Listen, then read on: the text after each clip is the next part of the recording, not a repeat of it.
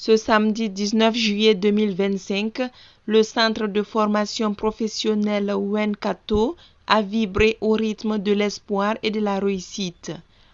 Il s'agit de la sortie de la 4e promotion de mécaniciens cycle et motocycle et de la toute première promotion en coupe-couture. Dans une ambiance festive et solennelle, cette cérémonie marque l'aboutissement de plusieurs mois d'apprentissage, de rigueur, de partage et surtout de transformation. Nous ne pouvons que féliciter M. Konkobo parce que c'est des initiatives vraiment très rares et je dirais même exceptionnelles.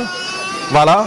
Et, par exemple, quand nous prenons l'initiative présidentielle qui souhaite surtout qu'il y ait beaucoup de centres de formation dans nos pays pour que les jeunes apprennent de leurs 10 doigts et que d'aller étudier dans les lycées généraux. Voilà. Je pense que c'est un exemple très palpable que M. Konkobo est en train d'entamer et je pense que c'est l'initiative présidentielle qu'il est en train de mettre en place. Nous les aînés, nous devons soutenir les jeunes qui prennent de tels risques, qui s'engagent comme ça, qui consacrent leur temps au développement de leur communauté et partant de notre pays. Vous voyez, ici, ce centre crée des emplois. Ce centre rapproche le savoir à la communauté. Donc, alors, c'est des initiatives comme ça que nous devons soutenir. Tous ceux qui ont la possibilité de contribuer à ce que ce centre se développe, grandisse, s'épanouisse. Alors, ce sera une contribution patriotique. Et que nous sachions que le développement de ces genres d'initiatives, c'est le développement de notre pays. Au total, une quarantaine d'apprenants ont été présentés au certificat de qualification professionnelle. Les résultats parlent d'eux-mêmes. 100% de réussite pour la mécanique, 80% pour la couture. Un taux global de 90% qui témoigne du sérieux de la formation et de l'engagement des apprenants.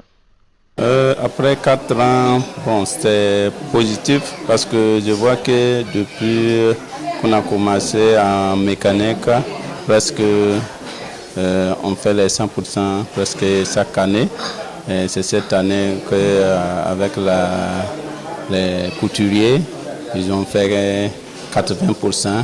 Mais vu que c'est parce que c'est une formation de 3 ans et on a opté pour 2 ans, deuxième année pour les présenter au CQP. Je suis satisfait, je suis content parce que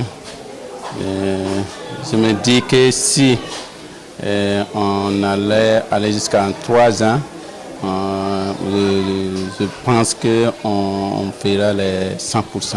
Donc je suis très content ce matin parce que vu le pourcentage là, je suis très content. Le centre m'a appris beaucoup de choses parce qu'au début même quand je venais ici, je ne pouvais même pas pédaler la machine. Mais avec l'aide des formatrices et des autres camarades, j'ai eu à ma sortie, je peux coudre mon propre habit et celle de mes enfants aussi.